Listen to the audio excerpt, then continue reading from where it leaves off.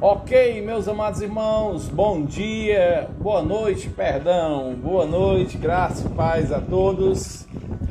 Então vamos nesta noite ter o nosso bate-papo aqui com o pastor Isaías.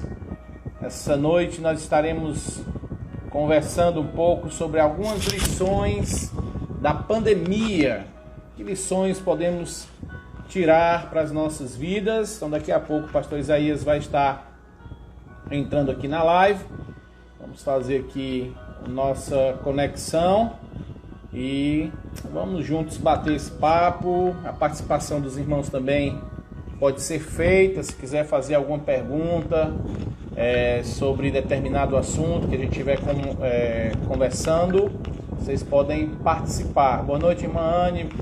Abraço para o irmão Henrique, para as meninas, para o irmão Vitor, irmã Zélia. Abraço para todos.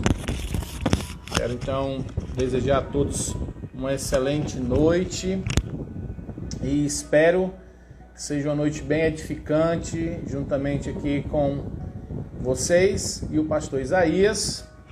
Pastor Isaías, grande servo do Senhor, tem buscado manter a fidelidade à palavra, à exposição e ao cuidado da igreja do Senhor. É um homem que tem lutado bravamente para a solidificação do evangelho puro e simples e a exposição da palavra de Deus com fidelidade. Então, amigo meu de bons anos, e é muito bom ter esse amigo que pensa conforme a palavra de Deus, que concorda com aquilo que a palavra de Deus diz. Então essa noite é uma noite que estava esperando para a gente poder falar sobre a palavra de Deus e vermos então algumas lições que podemos aprender. Hoje recebi a notícia que faleceu uma amada irmã Maria Felícia, lá de Acaraú. Pastoreei esta irmã e o seu esposo. Seu esposo, antes de eu sair de lá, ele faleceu. E agora, hoje, a sua esposa, irmã Maria Felícia, uma grande serva, esposa do pastor. Seu esposo era um pastor José Bernardino. E hoje, então, a irmã Maria Felícia foi chamada para perto do seu Senhor. Que Deus possa estar consolando a família, grande exemplo de serva, esposa de pastor, grande exemplo de mãe, de vó. Quase todo domingo ela gostava de fazer um louvor a Deus, cantava, era muito feliz quando ela levava esses louvores. Então hoje fica a nossa nota aqui de pesar, mas também a gente sabe que ela está com o Senhor. Então o pastor Isaías entrou, vou fazer aqui a chamada.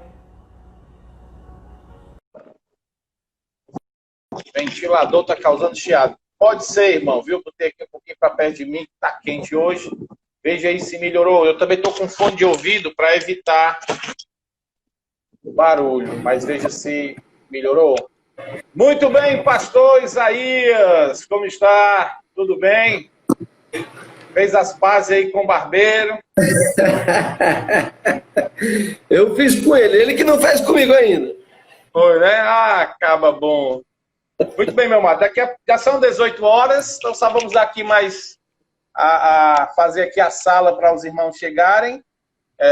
Lembrando que o nosso bate-papo é 1 hora e eu estou a mais ou menos 3 minutos. Então, quando for 18h55, a gente já tem que ir preparando aí os finalmente da gente, né? Ok? Beleza. Pronto. Me avisaram aqui do chiado aqui. Veja se melhorou. Eu estava aqui com o ventilador bem perto de mim e afastei um pouquinho. Muito bem, som tá legal? Tá, para mim aqui tá ok. Eu estou usando o fone porque às vezes quando bota assim fica dando reverb, aí ninguém consegue entender, então eu coloquei o fone para evitar esse porque eu tenho um ventilador ligado aqui também, qualquer coisa eu desligo. Não, mas foi antes. A culpa é minha. Minha tão grande culpa.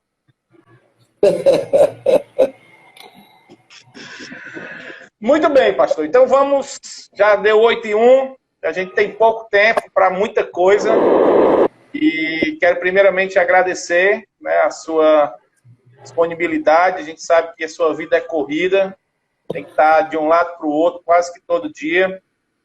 E tem as suas responsabilidades também com o rebanho que o senhor, com 2 rebanhos, né, que o senhor tem confiado por enquanto para tomar de conta. E a gente sabe que é um corre-corre grande, mas graças a Deus o irmão se dispôs a ter esse tempo com a gente. E aí a gente vai deixar esse tempo bem aberto para conversarmos mesmo, para trazermos essas lições para os nossos corações. A gente sabe que existe uma aflição. No começo estava bem mais, né? A incerteza, as dúvidas. Agora com o surgimento das vacinas, prováveis vacinas, os medicamentos que têm tido um resultado positivo, as pessoas estão mais calmas. Mas mesmo assim, eu creio que tem lições ainda para a gente tirar, para a gente aprender.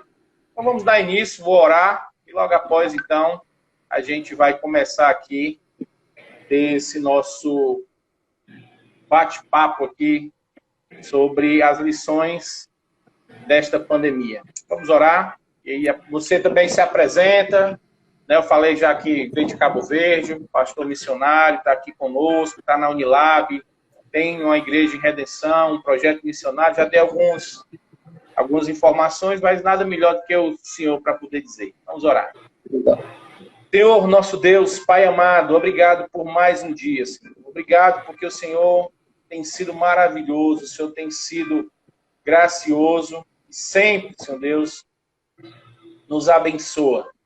Queremos nesse momento suplicar a tua graça, Pai, para que possamos trazer aos nossos corações a reflexão de tudo que tem acontecido, fazermos aqui umas ponderações, um autoexame também, e termos uma cosmovisão correta diante de tudo que nós temos passado, diante de tudo que tem acontecido com o mundo. Que possamos tranquilizar os nossos corações naquilo que for preciso, mas também trazermos no nosso coração pensamentos, observações e até mesmo correções para a nossa vida. Então, nos usa, Senhor Deus, nesse momento, pastor Isaías, nos abençoa com a tua palavra, com o direcionamento, e assim, Senhor Deus, possa teu nome ser exaltado, louvado nesse momento. Em nome do teu Filho amado Jesus Cristo, que te louvamos e te agradecemos. Amém, aleluia e amém. Quer passar aqui a palavra, pastor Isaías, para fazer aí as devidas apresentações, e assim a gente vai conversando e vamos ter essa conversa bem espontânea. Um segundinho, porque o ventilador está atrapalhando, é a minha agora. Ok. Muito bem. Se algum irmão tiver alguma pergunta, né, no decorrer da conversa, quiser se posicionar ou ter alguma indagação sobre alguma coisa que ficou uma dúvida, aí você pode escrever, que aí a gente faz aqui alguma colocação, ou depois a gente pode conversar, mas se der para a gente fazer, fica aberto, né, pastor Isaías, para esse momento também. Amém. Pois pronto, faça aí as suas devidas apresentações. Tá joia. Muito prazer, pastor Jocelyn II, aos irmãos que estão aí nos acompanhando. Louvo a Deus pela oportunidade de glorificar Ele, junto com meu irmão. Já uma parceria, uma amizade de longa data. Já foram encontros e desencontros e orações e lágrimas. E assim tem sido a caminhada. E olha que a gente não é nem tão velho assim, a gente é novo, é longas datas assim, 3, 4 anos, né? Pois é. E eu não sei por que cargas d'água o pessoal diz que eu sou parecido com esse cabo aí, tá vendo que não é possível um negócio desse? Eu pelei a cabeça e tirei a barba para ninguém confundir. Irmãos, é um prazer, eu não conheço algumas pessoas que estão assistindo, então, meu nome é Isaías, como já perceberam, tenho servido ao Senhor pela graça e bondade dele. Eu conhecia o Evangelho de maneira que ele veio a fazer sentido e arrebatou meu coração no ano de 93. E desde lá o Senhor tem trabalhado na vida desse pecador. Em 96 eu tive a oportunidade de ingressar no seminário, conhecer mais das Escrituras. Em 97 o Senhor me agraciou com a família, com a esposa, a irmã Elda. E hoje temos 3 filhos. Louvamos a Deus por cada um deles. Depois servimos ao Senhor na plantação de uma igreja aqui em Maracanaú, não como principais, mas como membros fundadores, junto com o pastor da época. Essa igreja, graças a Deus, cresceu e nos enviou para servir em Cabo Verde, na África, onde passamos 4 anos, de 2008 a 2012. E então, a partir de 2013, passamos a servir ao Senhor em Redenção, com o Ministério de Alcance Internacional, com os estudantes universitários ali da Unilab, especialmente com estrangeiros. E Deus abençoou. Hoje temos uma congregação ali trabalhando para o Senhor, com jovens de várias nações, especialmente de Guiné-Bissau. Tem congregado, mas o alvo é alcançar das 5 nações de fala portuguesa que ali residem, na verdade 6, contando com a nação asiática, o Timor-Leste, e apresentar a luz do Evangelho para cada um desses jovens, nossos amigos. O Senhor tem abençoado aquele trabalho em redenção. Também temos um trabalho social, uma ONG, chamado Fábrica de Esperança, que socorre e atende e apoia e ajuda nas diversas necessidades. Hoje eu acho que temos umas 260 crianças a quem temos servido desde 2016. E nesse período de pandemia, as preocupações aumentam, né? São muitas crianças, a gente acaba se sentindo e sendo responsáveis por elas. Então, assim tem sido nossa vida ultimamente. Louvamos a Deus por tudo isso. E há um ano atrás estamos morando aqui mesmo em Maracanaú. Devido a questões de saúde, pelo menos na nossa perspectiva, debaixo desse sol e desse céu, nós mudamos para cá por questões de saúde. Só que aqui a nossa igreja também, a nossa igreja mãe, precisa de apoio e é o que a gente tem oferecido ultimamente. Então, hoje nossa vida está um pouco corrida também por conta dessa diversificação de ministérios. Mas está tudo em paz, tá? Uma grande bênção servir ao povo, ao corpo de Cristo. Então, introdutoriamente é isso. O que tiver mais para frente, aí vamos embora. Amém. Muito bem, pastor. Então, o nosso assunto é lições da pandemia. E a ideia é trazermos alguns tópicos, pontuarmos algumas coisas que podemos trazer lições para a nossa vida, né? A própria vida, a própria morte, emprego, estabilidade, são vários assuntos que podem ser tratados e a gente precisa ponderar essas coisas, pensar um pouquinho.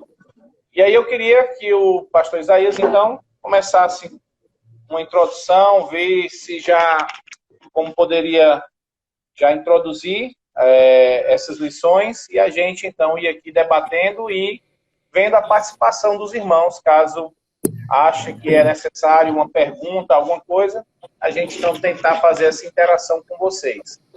Fica aberto, pastor Isaías, para a gente começar, então, o nosso bate-papo aqui sobre lições da pandemia. Legal. Bom, esse é um tema que tem tomado um bocado da minha atenção. Os primeiros dias de pandemia para nós, né? Nós viemos a sentir mesmo a pandemia quando os decretos governamentais começaram, né? Essa enfermidade já vem desde meados do ano passado, aliás, finais do ano passado, até onde eu sei. Mas ela passou a ser realidade para nós, a nos afetar a partir do mês de março, quando então o governador decretou esse treco aí que eu sempre esqueço o nome, que é esse negócio de ficar em casa, né? Isolamento social, quarentena. Isolamento social, quarentena, lockdown, né? Esses bichos aí. Então isso começou a nos afetar. Nos primeiros dias era só aquela coisa da interrogação, o que é isso, como é que vai ser, qual vai ser a reação e tal, não poder congregar e tal, tal, tal. Depois veio o descobrimento da internet. A gente percebeu que tinha essas ferramentas que não resolvem tudo, mas tapam uma brecha. Só que depois começou a surgir perguntas de irmãos, tanto de onde eu tenho servido, como de outros irmãos, amigos, inclusive servos do Senhor também, pastores, com a seguinte pergunta: e aí? E agora?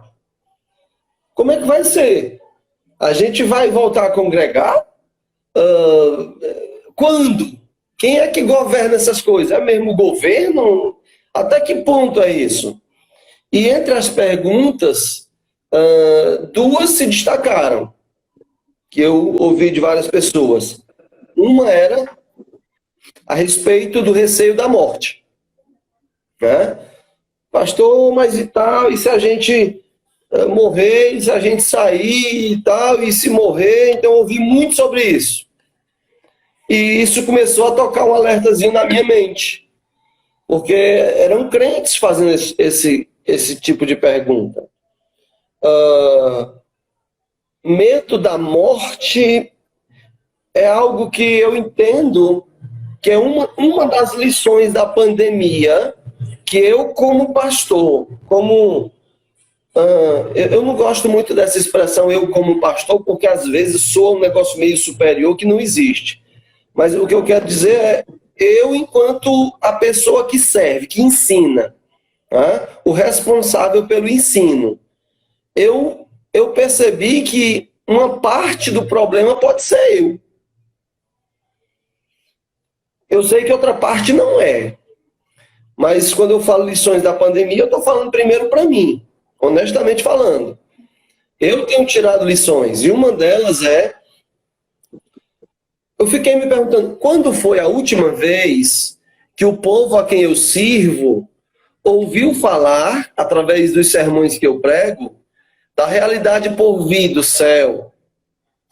E que para ir para lá só tem dois jeitos: ou Jesus vindo ou morrendo.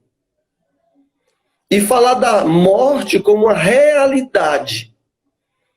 E tornar claro o assunto, porque quer queiramos, quer não, morte não é um assunto legal de se falar.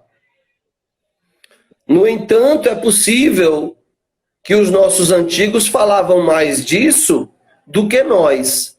E eles não falavam desse assunto de morte por desejar a morte, mas sim por entenderem que é uma realidade. E talvez falar sobre ela ajudava com que os crentes tivessem maior segurança, porque quanto mais você conhece o assunto, mais segurança você tem a respeito dele. Então eu me vi nessa agonia pessoal. Eu até falei com alguns irmãos, rapaz, eu devo ter falhado severamente nisso, porque é muita gente a quem eu sirvo com medo da morte. É claro que o medo tem a ver com nossos pecados, então, em algum nível, a gente sempre vai ter medo de alguma coisa. Mas não do jeito que eu tenho acompanhado. É possível que um crente novo na fé vai ter essa dificuldade, mas eu ouvi essa pergunta de veteranos. Então, eu fiquei assim pensando, o povo de Deus já resolveu mesmo o seu problema com a morte? Eu não tenho problema com isso. Eu acho até que o meu problema é o contrário. Honestamente falando, me arrisquei em situações que talvez nem fui prudente. Então, nesse caso, é bom ter um pouquinho de medo. Mas as pessoas amedrontadas ao ponto de, por exemplo, quando é que eu acho que isso se torna digno de reflexão? Quando a pessoa deixa de servir a um necessitado, a um irmão carente ou necessitado, ou ao descrente necessitado da sua rua, porque ele não quer sair de casa por medo de adquirir uma doença e medo de morrer, eu creio que aí é um ponto onde é preocupante. É um auto-salvaguarda. Eu tenho que me preservar ao ponto que eu não vou mais fazer o que Deus quer. Pastor, Evangelismo. Oi? Uma das coisas que assim, eu vejo muito, uma vez, eu não sei quem foi que falou sobre isso. Ele é um pastor numa igreja na Europa, né? O pessoal da Europa é muito rico, muito bem de vida. E ele disse que uma vez foi pregar sobre dificuldades, né? Dificuldades financeiras, que Deus vai suprir as suas necessidades, né? Quando foi falar sobre isso.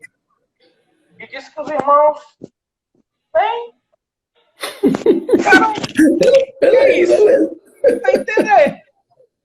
E o que a gente tem visto é exatamente isso. A gente, quando vai falar de morte, parece assim, sim, o que é que tem? Ninguém está morrendo. E quando veio a pandemia, aí parece que entenderam que as pessoas morrem. E que a gente tem que morrer. Eu sempre digo, gente, para ir para o céu só tem duas coisas. Ou a gente morre, ou matam a gente. Ou, no caso, Jesus vem e leva a gente. Então a gente precisa entender que isso é um fato. Assim como o pecado é um fato, a morte é um fato. E eu acho que pela falta de realidade disso, da morte estar tão viva, né, o assunto morte, as pessoas não se importavam muito, inclusive com pregações que falavam de morte, porque não, isso não vai me atingir. E eu acho que quando a pandemia veio, que botou todo mundo, equiparou, todo mundo ficou equiparado com a possibilidade da morte. Era o rico, era o pobre, não importa cor, raça, credo, você está na lista aqui e você pode ser o próximo do alvo. Eu imaginei nas quermessas, né? Não tem aquela barraquinha do chumbinho? Aí tem lá o chocolate, o não sei o que, o bombom, então tá lá. Dependendo da minha, vai eu cair. Então, quando isso se tornou real, foi que veio, a gente começou a notar que as pessoas não realmente entendem sobre a morte. Esse assunto, a cosmovisão na morte está meio que turvada. Legal. Aí você tocou no ponto. Questão de cosmovisão. Eu penso que, refletindo sobre isso, que um dos grandes males possa ser o seguinte. Nós falamos, eu sei que você fala, e eu creio que todo pastor fiel deve bater nesse assunto, mas eu creio que nós temos falado e batido na famigerada e desgraçada teologia da prosperidade, mas é possível que ela esteja mais perto da gente do que o que a gente percebeu. Porque a teologia da prosperidade é uma cosmovisão oposta à teologia bíblica sobre situação de vida. Uhum. A cosmovisão bíblica sobre viver nessa terra tem muito mais a ver com padecimento do que com felicidade. A Bíblia é repleta disso. Então, assim, muitos dos nossos, das ovelhas que o Senhor nos confiou, quer queira, quer não, parece que tem um certo atrativo e influência dessa ideia. De padecer é ruim, sofrer não tem nada de bom. Ter folga, tudo bem, a gente não é da teologia da prosperidade, não está esperando em ficar rico, isso, aquilo, outro e tal. A gente despreza facilmente o excesso, mas a gente parece que curte uma coisinha ali no meio que é não sofrer. E sofrimento é uma realidade desse mundo. É uma realidade, desde que o pecado entrou. Não tem como viver nessa terra sem sofrimento. Não tem. Todo mundo vai experimentar sofrimento nessa terra. O pecado garante isso. Outra coisa que eu vejo... Pode falar. Também, só para pegar essa linha de raciocínio, é a falsa ideia de que só quem pode sofrer é o descrente. O crente infiel. O crente infiel deve sofrer, o descrente, mas eu não. E eu gosto muito desse texto quando Isaías vai falar de Jesus Cristo, que diz que agradou Deus moer o seu filho, fazendo enfermar. Aí, quando eu olho para Jesus Cristo, sofrendo, que era um homem de dor, que sabia o que era padecer, quando a gente olha para a gente e diz, não, eu não posso sofrer, e aí o Filho de Deus, que veio para padecer, para sofrer, para entender o que era dor e morrer, e Deus se agrada com esse sacrifício, e a gente não quer sofrer, porque a gente é filho de Deus. E para os irmãos que estão ouvindo, ó, identifique isso. Quando você faz essa leitura na sua própria mente, ou você percebe outro fazendo, que tem dificuldade de lidar com o sofrimento, porque é fiel, você está se colocando no centro da teologia da prosperidade. Que ela diz exatamente isso, o fiel não pode sofrer. Quem sofre é o infiel. Para de sofrer, né? Entendeu? Exija o seu direito, você não é fiel? Então, assim, a gente não usa esses termos e tudo, mas às vezes a gente está com isso na cabeça e não percebe. Faz bem lembrar o que as Escrituras dizem sobre sofrimento. Essa é a cosmovisão, a visão de mundo à nossa volta, a visão que Deus espera que o seu povo tenha, a visão bíblica. O que é que nos diz Filipenses 1:29? Foi um dos textos que me impressionaram na início da minha caminhada. Filipenses 1:29 diz assim: porque vos foi concedida a graça de padecerdes por Cristo e não somente de crerdes nele. Então o apóstolo Paulo diz que padecimento ou sofrimento por Cristo é uma graça. Talvez alguém queira dizer, mas isso aí é por Cristo. E você vive por quem? Uma vez que eu vivo para Cristo, todo padecimento vai ser por Ele. Eu estou vivendo por Ele, para Ele. O sofrimento que a Bíblia diz que é bom não é só se eu estiver na rua com a Bíblia aberta e alguém me atacar, não. Se eu sou um crente, eu padeço, eu luto com enfermidades, falta de dinheiro. Tudo que é sofrimento, eu tenho como aprender com essas coisas. É por isso que Paulo diz que é uma graça. E junto com ele concordam Tiago, em Tiago capítulo 1, Tiago capítulo 1 e versículo 2, meus irmãos, tende por motivo de toda alegria o passardes por várias provações. Não é só por uma, é por várias. E várias provações aqui se referem à quantidade e a qualidades, tipos diferentes. Provações financeiras, provações emocionais, provações espirituais. Tiago está dizendo, tende por motivo de toda alegria passar por várias provações. Então isso me instigou muito na minha própria vida, de minha família, do povo a quem eu sirvo. Quem é que está se alegrando nas provações? Tende por motivo de toda alegria. E Pedro concorda com isso na sua primeira carta, capítulo 1, versículo 6, onde ele diz: nisso exultais. Exultar é mais que alegria, dá pulos de alegria.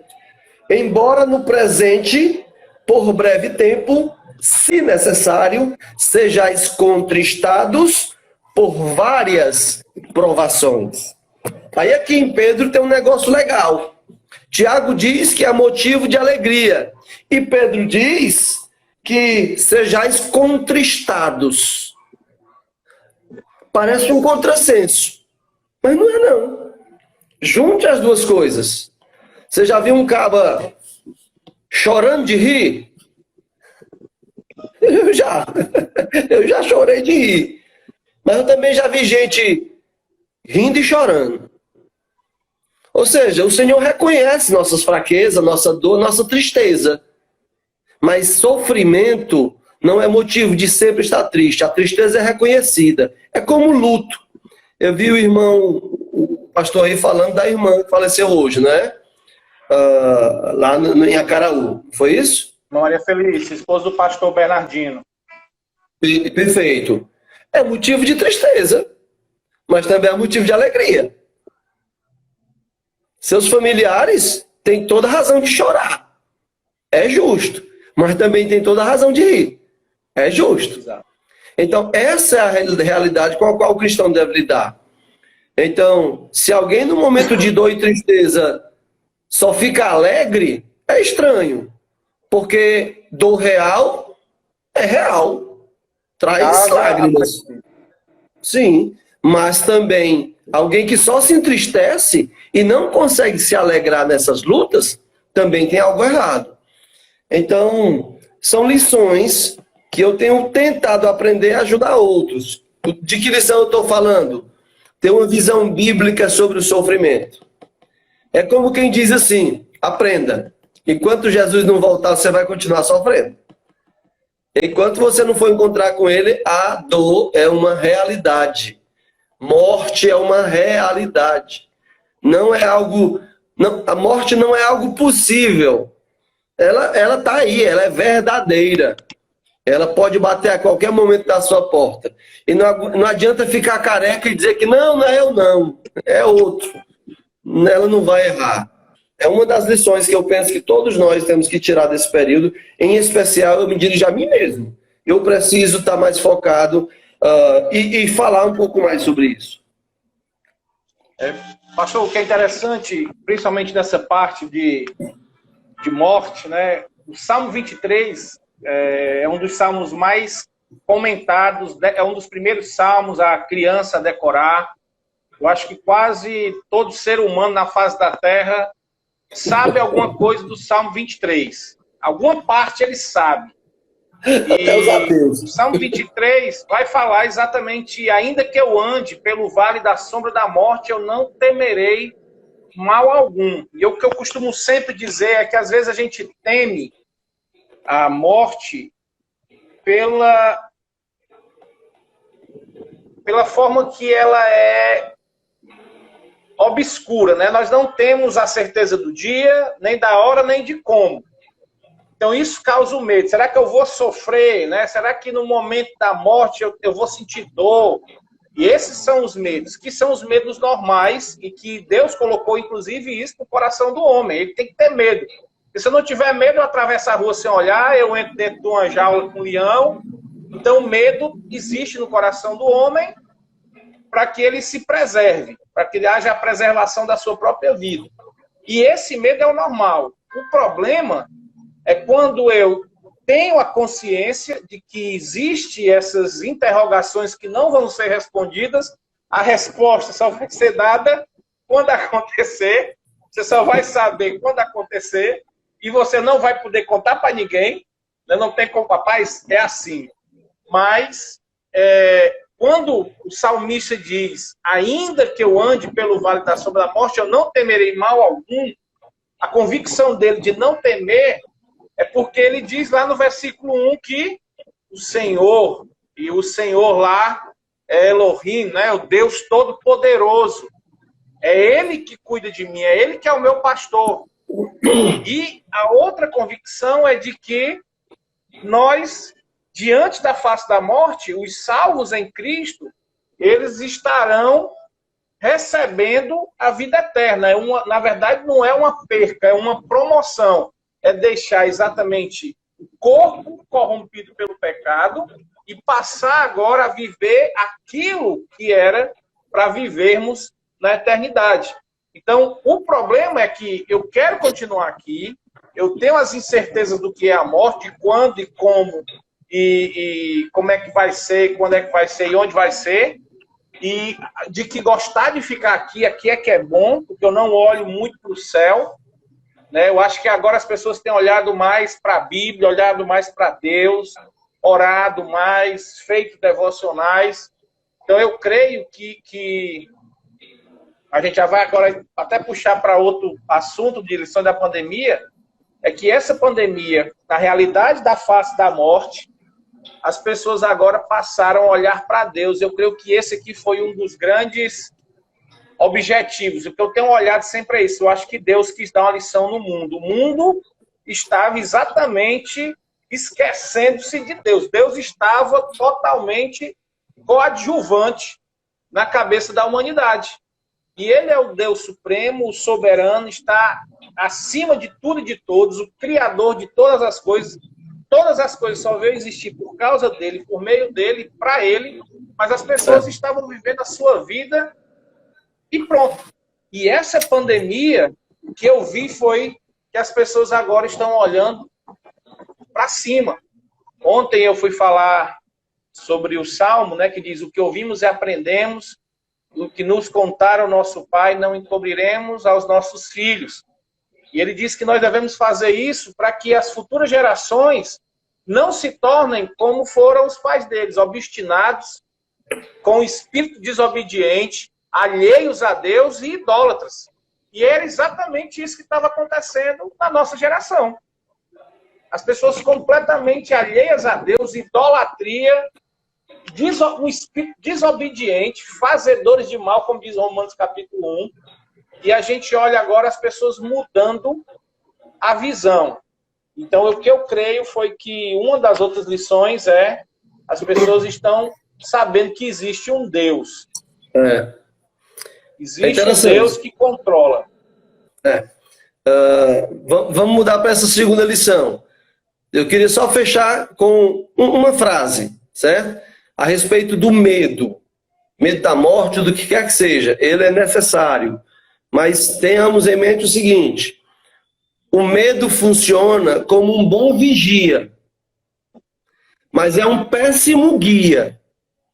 Né? Então ele é legal como alguém que vai dizer cuidado, mas o medo é péssimo para ser alguém dizendo assim, vá por ali. Né? Então considere o medo, sim, mas cuidado para não segui-lo. Aí se você segue é complicado. Essa é uma das lições que eu tenho tentado tirar para mim e também para alguns irmãos. Nesse segundo ponto, essa segunda lição que você está falando, eu recebi eu e outros irmãos recebemos um áudio de um pastor. Logo um mês depois da pandemia, ele mandou esse áudio, onde ele falava uma coisa fantástica, cara, ficou marcado na minha mente. Ele fez uma analogia, muita gente fez, mas a dele bateu demais no meu coração. Do que Deus fez com as pragas do Egito e o que Deus está fazendo agora com a pandemia. Somente num ponto, na destruição dos ídolos, ele tocou só nesse ponto. Cada uma das 10 pragas do Egito desmoralizaram os ídolos egípcios na mente e no coração do povo egípcio. E essa pandemia tem feito o mesmo. E ele pontuou, por exemplo, cadê os ídolos do futebol? Cadê? Todo mundo está há 3 meses. Na verdade, eu acho que hoje faz 3 meses do decreto aqui no estado. Dia 19. Há 3 meses que nós vivemos sem os nossos ídolos do futebol. Ninguém morreu por isso. Ninguém ficou doente por falta deles. Eles não nos fazem falta, mas a gente jurava que fazia. Não vai ter jogo hoje. E se o Messi não for jogar, não tem graça. Bom, não tem ninguém jogando, e mesmo assim a gente está tudo vivo. Porque tudo que precisamos para viver é Deus. Cadê os ídolos do cinema? Não se fez nenhum filme novo nos últimos 3 meses. E todo mundo está vivendo bonitinho. Está todo mundo vivo. Né? Os que tinham que ficar vivos. Os que idolatram seus atores. Cadê os seus atores? Não tem.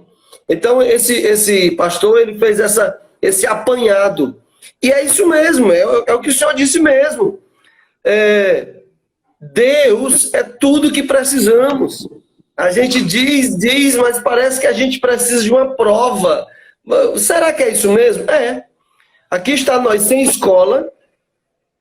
Cadê a turma que idolatra a universidade? Como? Sem trabalho, muitos. Sem trabalho. A turma que idolatra a universidade. Não, tem que ter universidade. Nada. Escola, nada. Até os que idolatram prédios religiosos, que a gente chama de igreja. Sabe, eu não sei viver sem a igreja. Você não pode viver sem a igreja. Porque você é a igreja com o povo de Deus. Mas até aquele prédio que tem crente que idolatra, aquele prédio, que a sua vida cristã está atrelada àquele prédio, né? Aquele prédio tem sua importância, mas a sua importância não é no nível que muitos dão. Parece que a fé deles é de casa para aquele prédio, daquele prédio para casa. Cadê? Acabou. A gente pode até voltar, mas são 3 meses sem essas coisas. E tudo que nós temos, graças a Deus, é Ele. Ele é o único que não faltou. E aí o Salmo 23, o Senhor é o meu pastor, nada me faltará. Se Ele é o meu pastor, então pronto, eu tenho tudo, nada me faz falta. Então é uma coisa para se aprender, sim, de se lembrar. Voltando essas coisas, uma coisa que eu peço muito a Deus, mantenha meu coração com essas lições. Porque nós somos pecadores demais. Nós podemos, inclusive, nesse momento aqui, estar pensando e falando nisso, porque é o que estamos vivendo agora. Mas é só passar uma semana, 2, depois 1 mês, já se foi. Cadê as lições? Volta tudo de novo. Voltar, agora não é mais normal, né? Diz que é um novo normal. Eu estou me assustando com esse novo normal, porque Pois é. pode dar brecha para tanta coisa, um novo normal, né? E com coisa certeza. ruim pode vir por aí. Quando a gente vê a fragilidade realmente da vida, e a gente vê que pessoas que amamos, né, que estavam conosco ontem e hoje não está mais. Isso, as coisas que antes eram os nossos ídolos, o carro ficou mais tempo na garagem, você não, o meu carro, mas quase não teve utilidade. Eu tenho que ir para o cinema. Tem gente que vai para o cinema todo mês, tem que assistir o lançamento. Toda tem que estar no show toda semana. E aí foi perdendo isso e começou a ter prazer em outras coisas, e inclusive, né, ter prazer em Deus. E eu vejo que isso tem sido, eu acho que a maior lição de todas para todo mundo. Né? Quando eu comecei a fazer as lives, eu vi como antes a gente não fazia, né? Achávamos interessante o culto e pronto.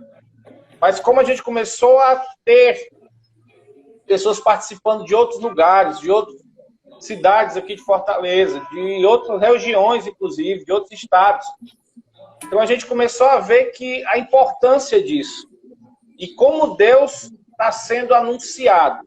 Tem aqueles que anunciam ainda para se aproveitar e continuar massacrando ainda aqueles que já estão em estado de calamidade, mas como tem apresentado também homens fiéis a Deus que têm feito com que as pessoas voltem o olhar novamente para Deus. Homens que têm mantido a fidelidade, né? Eu vejo um dos exemplos maravilhosos diante disso, inclusive da morte, né? O pastor Paulo César, do Grupo Logos, né? Perdeu a sua esposa e ele tem dado um testemunho maravilhoso de serenidade. Inclusive vai ter um bate-papo, ele e Renato Vargens, sobre isso, né? Serenidade diante da pandemia e como Deus trabalhou na vida do Paulo César e como ele tem dado um testemunho de como deve ser o comportamento do crente, de estar sempre olhando para Deus, sempre vendo que Deus supre, o conforto que Deus nos dá, as garantias, né, que ele falando sempre, olha, minha esposa foi, vamos um dia nos ver na glória. Então, as certezas que são apagadas por causa que a gente está cheio de ídolo. As certezas de que Deus está conosco, mas são apagadas porque só tem ídolo, idolatria em cima de idolatria, e ninguém quer ouvir outra coisa, ninguém quer saber de Deus. As pessoas têm sido correntista de religião, porque só vai buscar Deus quando é para ter algum benefício, e Deus está ficando no canto, está ficando de lado. Então hoje eu vejo, não sei, né, espero que a oração do pastor seja respondida mesmo, não sei se quando voltar o novo normal, as pessoas vão se esquecer dessas lições. Espero que não. né? Eu creio que a gente vai ter Amém. muito que trabalhar como pastor o coração dos irmãos e da igreja para que eles continuem olhando para o alto, né? Eu gosto Amém. muito de ver, pastor, a vida de Paulo. Uma vez o irmão chegou para mim e disse: mas o pastor tem que estar com a gente, o pastor tem que estar acompanhando de perto e tal. Eu disse: Paulo, eu tenho muita pena de Paulo. Tenho uma pena profunda de Paulo. Porque Paulo não tinha pastor. Paulo vivia mais só, não tinha nem igreja. Os irmãos, no fim da vida, abandonando ele, com medo de morrer. Então tem uma pena infinita de Paulo, porque Paulo não tinha pastor. E tinha que pastorear um monte. E o camarada sofreu. O convite do evangelho para ele foi: vem cá, Paulo, importa, tu vai saber o que é sofrer pelo meu nome. A chamada de Deus para ele foi: tu vai vir para sofrer. E aí Paulo passa o seu ministério todo em sofrimento. Mas escreve Filipenses. É verdade. Alegrai-vos no Senhor. Outra vez digo alegrai-vos. É a carta da alegria. E aí entra aquela história, né? Do choro e do riso. Por quê? Porque ele olhava para o alto. Ele não estava preocupado com as coisas. Viver era Cristo e morrer está no lucro. Então acho que falta. Eu acho que é onde eu posso me colocar aqui em algum momento de negligência, né? Disso eu acho que a gente vai ter que pregar mais sobre olhar para Cristo. Eu acho que a gente vai ser a pregação mais batida para os irmãos, né? De terem que olhar para o alto mais do que para esse mundo e para o seu umbigo. As pessoas olhavam muito de cabeça baixa. Eu acho que era o celular, né? Fazer as pessoas olhar para baixo. A gente vai ter que começar a levantar a cabeça e direitar a postura, né? Principalmente aqueles que foram salvos pela graça. Aqueles que têm um lar no céu, tem que estar olhando para lá, esperando o dia de chegar. Pastor, uma outra lição que eu tenho tentado aprender, e creio que faz bem a todo o povo de Deus, do século do qual fazemos parte, né? Não do século mundo, mas do século época, e eu creio que muitos não estão percebendo, não estão aprendendo essa lição. É o bom uso das tecnologias. Eu, em 2018, comecei a fazer uns estudos bíblicos assim, e depois, eu acho que de alguns meses, parei. E aí agora a pandemia me obrigou a voltar. Aí o que acontece? Hoje tem pessoas em outros países que estão se beneficiando do estudo bíblico, da palavra de Deus, por meio disso. E aí eu me apercebi que eu ter parado não foi uma coisa boa. Porque imagina, alguém pode estar literalmente do outro lado do mundo e acompanhar essa nossa conversa aqui. Eu tenho jovens que estão na Europa, na América do Norte e em África, além dos daqui, que acompanham. Então é uma forma muito prática que nós podemos usar. Uma coisa que eu tenho pedido a Deus é: não me deixe parar mais. E longe de mim esse desejo sensacionalista de ser youtuber, de tal, figura conhecida, essas coisas dão pena, dão nojo. Mas é de fazer realmente bom uso, de fazer a luz avançar. Só que, quem é que mais domina as redes sociais em questão de faixa etária, pastor? O que é que o senhor acha? Jovens, né, e adolescentes. Jovens, né? Essa turma não está aprendendo isso.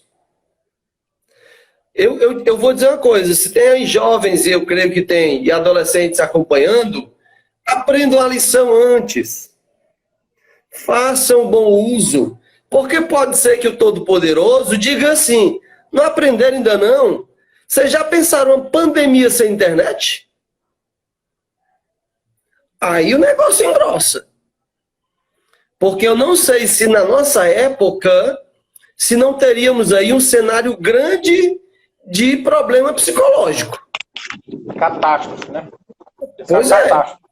Porque a turma, nós somos dessa época, não tem jeito. Esse negócio de dizer: a internet é do cão, isso, aquilo, outro, pelo amor de Deus, isso já para ter sido superado. Nós somos dessa época. Do cão, né? Exato. Ou der Eu ouvido creio, ao cão. eu creio que o apóstolo Paulo, creio firmemente, se ele fosse vivo hoje, ele teria WhatsApp, ele teria Instagram, ele teria tudo isso, porque ele queria fazer o evangelho avançar. E como ele disse Mas várias de vezes, alguma forma, né? Ganhar. por todos os meios, ele dizia, por todos os meios. Agora, ainda temos uma turma que domina isso e não está fazendo. Quem é que está fazendo isso atualmente? Nós, os pastores que não temos habilidade nenhuma com isso. Quando terminar aí, sinceramente, se tu não me desligar, eu vou ter dificuldade para sair. É sério, né? Eu fui fazer uma live, uma live missionária, todo perdido, todo travado. Então, assim, nós, pastores, estamos fazendo isso porque pesa sobre nós o encargo do ensino. Mas se alguém domina isso, vai fazer uso muito bom dessas ferramentas, muito mais do que nós. Mas tem uma turma ainda dormindo, fazendo mau uso. Estão fazendo uso mesmo diabólico, né? Eu vejo o nome chamado, né, é o influencer digital, né, que é o influenciador digital. A palavra é até bonita. Imagine aí jovens influenciando positivamente com a era digital vidas, né? Então o nome é um nome até oportuno. Você é um influenciador digital ou não? O que é que você tem influenciado? Aí dá até para fazer uma conferência de jovem, né? A influência digital. Olha aí o tema aí. Muito legal, muito legal. Traga jovens para serem influenciadores digitais. Aí o que a gente tem? Eu tenho visto adolescentes, e aí também tem a ver com a culpa dos pais, mas os adolescentes já é para ter... eu detesto aquela ideia de adolescente não pensa, não sei o quê. Parece que amarraram a mente dos adolescentes. Esqueceram de Davi, que era um adolescente quando começou a sua caminhada, de Daniel. Nossos adolescentes precisam pensar que eles podem e devem servir a Deus.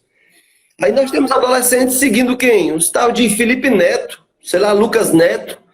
Pelo amor de Deus. É difícil até. Você vai ficar um retardado. Eu disse, aqui até confessando, né? O Wesley começou a ver isso aí e eu fui ver. Eu não sabia o que era. Um caba barbado falando igual um menino de 5 anos. E eu chegando para meu filho e disse, vem cá, meu filho.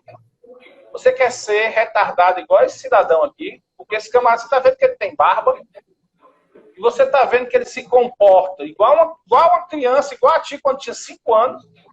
Tu quer ser igual a ele, um retardado? Porque isso aqui é uma pessoa que tem um retardo mental.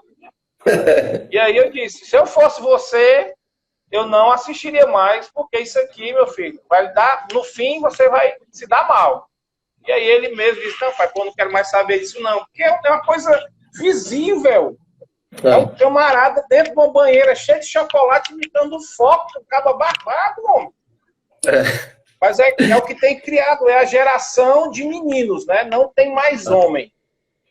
Isso. São os ameninados que moram ainda com o pai, quer viver da renda da mãe e não tem capacidade de fazer nada a não ser papel de palhaço. É triste. Mas Pastor, essa ideia... Diga. Acho que é 1 hora só de live, né? Tem ainda mais 5 minutinhos para fechar aqui, fazer o apurado. Eu não posso deixar de falar desse daqui. Pois fale. Nós já falamos da necessidade de compreender melhor padecimento à luz da Bíblia, faz parte da nossa vida. Medo como um vigia e não como um guia. Bom uso das tecnologias e culto doméstico. Culto doméstico. Essa lição aqui, meu irmão, se a gente não aprender dessa vez, não aprende mais não. E eu tenho falado isso. Eu mesmo, como pastor, confesso que é meio vergonhoso, porque eu não deveria ser tão frágil no meu culto doméstico. Eu digo com minha família, né? A minha leitura bíblica, a minha meditação pessoal, essa eu consigo manter bem. Mas a nível familiar, eu estava fraco. Não é que não tinha, mas eu estava fraco. Graças a Deus pela pandemia, porque isso fez com que a gente ficasse mais alerta a isso. E tem acontecido com muito mais regularidade. Eu disse certa vez, nesse período de pandemia, eu fiz mais culto doméstico do que eu acho que em toda a minha vida. Então eu espero ter aprendido isso. É uma luta, culto doméstico é uma luta grande. Isso é fato, não é fácil, mas é necessário, é útil, é bom, é santificador para o lar, para a família, é tudo de bom. Então essa é uma coisa que eu pretendo investir na minha família mais e na vida daqueles que o Senhor me confiou. Porque, imagina, se o pastor está dizendo isso com honestidade, eu sei que as ovelhas estão também numa situação, salvo um caso ou outro, né? Mas é comum que as ovelhas estão seguindo o pastor. Então, alguns irmãos, no início, me perguntaram, pastor, eu achei até engraçado, algumas perguntas, tipo assim, pastor, o que é que eu vou ler em casa? Eu disse, meu Deus, vai ler a Bíblia. A Bíblia dá certo, a Bíblia. Tem um negócio preto, e tem umas páginas. Mas eu entendi a pergunta, né? O irmão, pastor, eu não sei por onde começar, eu não sei, aperreado assim. Então eu tive que, na pandemia, dar lições que eu deveria ter dado antes, do jeito que eu deveria ter dado antes. Para, caso acontecer de novo, cada homem, cada chefe de casa, cada chefe de família, esteja lá. Não, peraí. Não vai ter culto naquele prédio, não. Vai ter culto aqui em casa. Aí quem é que vai ensinar? Então, eu. Mas o senhor não é o pastor, não, da minha casa eu sou. Pegar aqui a Bíblia, escolher aqui um livro bíblico e vamos estudar esse livro. Então, eu espero que eu tenha aprendido isso para a minha vida, meu lar, e para a vida do povo a quem Deus tem me dado o privilégio de servir. Porque esse é um ponto muito importante. Culto doméstico. Nossas casas são a primeira igreja. A gente fala disso com propriedade, mas eu percebi que de repente estava sendo só uma frase. Minha casa, minha primeira igreja, precisa ser assim. Havendo outra pandemia, que cada homem a quem eu estou servindo possa dizer, tranquilo, pastor, a gente faz culto em casa. Então é por aí. Muito bem, temos 1 minuto para encerrar. A gente sabe que o assunto é muito extenso, não dá para falar tudo, mas a ideia é sempre aquilo que eu digo, é criar no coração de vocês o desejo de buscar mais. E aí, nós temos aqui algumas lições, e você pode agora em casa refletir e começar a anotar no caderno quais foram as lições que eu aprendi neste momento de pandemia. Anota. Se você não tem um assunto para um culto doméstico, está aqui um assunto excelente para você tratar num culto doméstico. E aí você coloca os temas e depois procura versículos que vão mostrar que isso é um fato, que vão nos exortar, que vai lhe encorajar. Então, aqui a gente não tem como falar tudo, mas eu creio que tudo que falamos era aquilo que era necessário para ouvir hoje e para sentir, instigar você a buscar mais, aprender da gloriosa palavra de Deus. Quero mandar aqui o meu abraço para o pastor Isaías, irmã Elda, seus filhos, são amados dos nossos filhos também. É um prazer, meu amado, estar aqui compartilhando desse tempo. Também agradecer aos amados aí que estão conosco, participando dessa live. Que Deus abençoe vocês ricamente. Peço para o pastor fazer uma oração aí final. Amém. Amém. Obrigado, pastor, pelo convite. Um abraço a cada irmão. Amém. Senhor, graças te rendemos e por tua bondade em Cristo te pedimos que nos ajude a ter de fato aprendido essas lições. Não permita, ó Deus, que seja só um surto do momento, mas que seja uma lição daqui para frente cada uma dessas questões. Para a tua glória, para nosso bem, em nome de Cristo. Amém. Amém. Que a graça e a paz do nosso amado Deus esteja com todos. E até amanhã às 8 horas aqui no ICS Siqueira. Aguardo vocês. Tchau, pastor. Abraço. Tchau, tchau. Me desligue aí, por favor.